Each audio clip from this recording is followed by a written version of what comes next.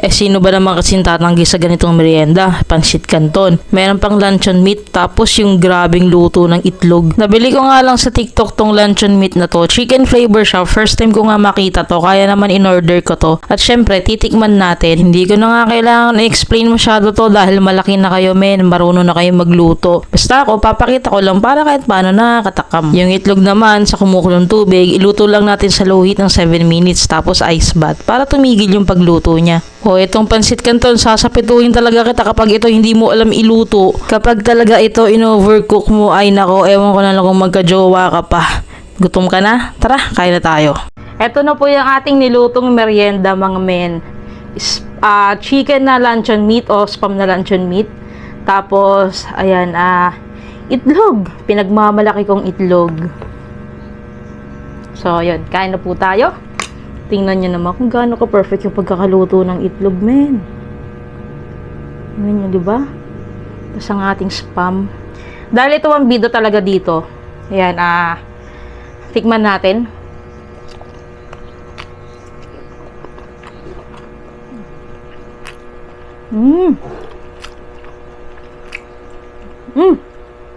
Ang sarap ng pagka-chicken niya. Hindi naman din nalalayo sa lasa nung karaniwang Korean luncheon meat natin. Ating itlog.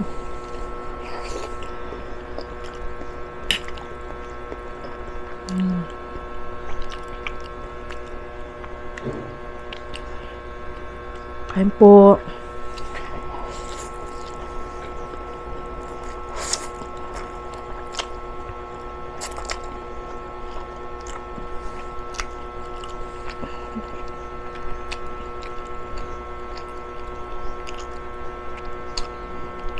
Sarap po.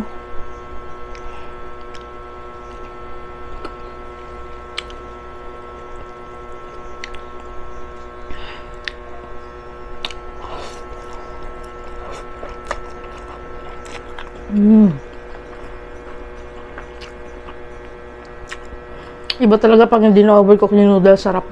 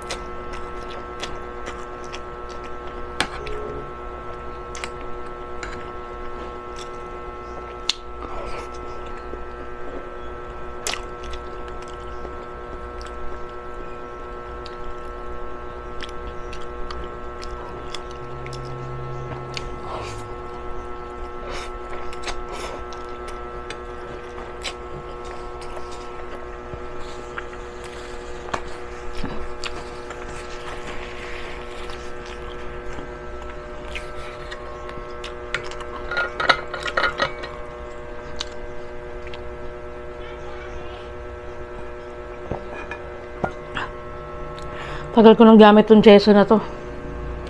Tumbler. Kamayin ko na nga yung spam.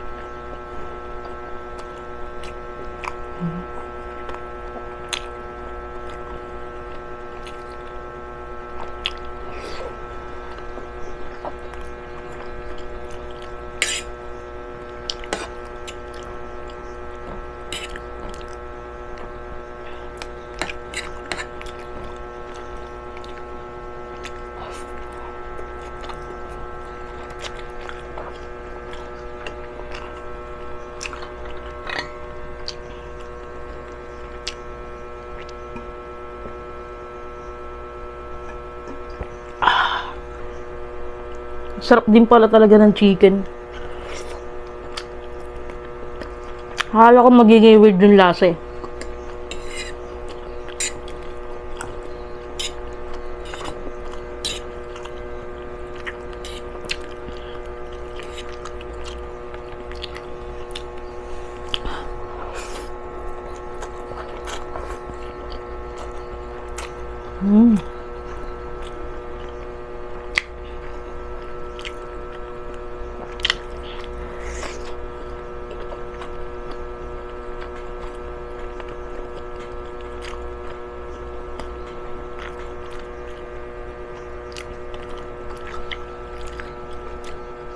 Ang kinaibahan lang nito sa pork, yung sa luncheon meat talaga, is, yun kasi, parang ma-juicy dahil siguro sa mga fats niya.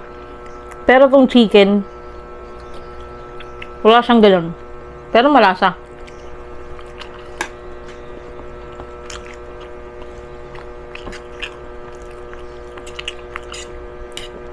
Diba ganun yung Korean spam, no?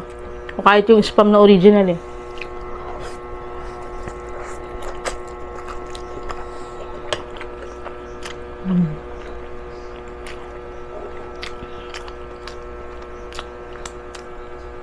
Ay, palobot camera natin. Wait lang. Ano, Diyos lobat din pala yung ating power bank. Umalis kasi kami ni Mama. Kaya hindi ko na pag-charge lahat yung mga gamit.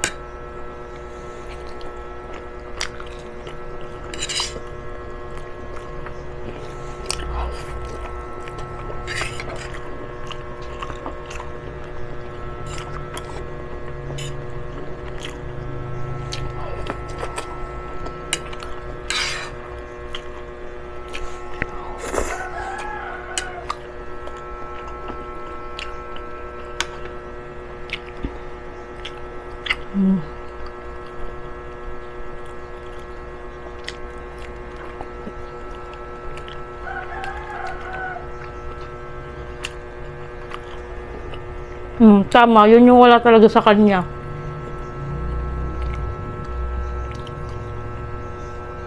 Hindi ko na kung makikita, ha.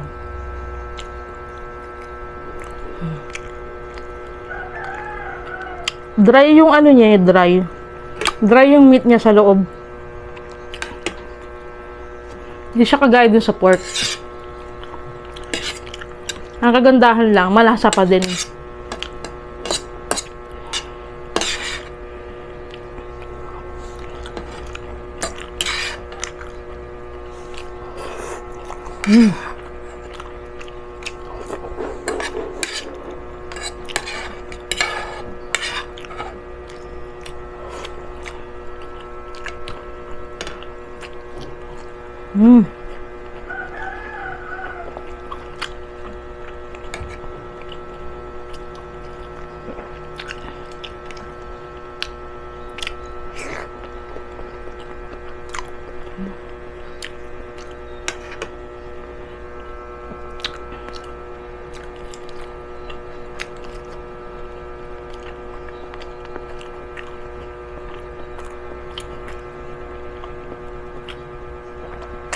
Ang hirap magmadali, nagbiblink na yung camera. Basta pag namatay ito, lobat na, babay na nun. Kung hindi naaabot.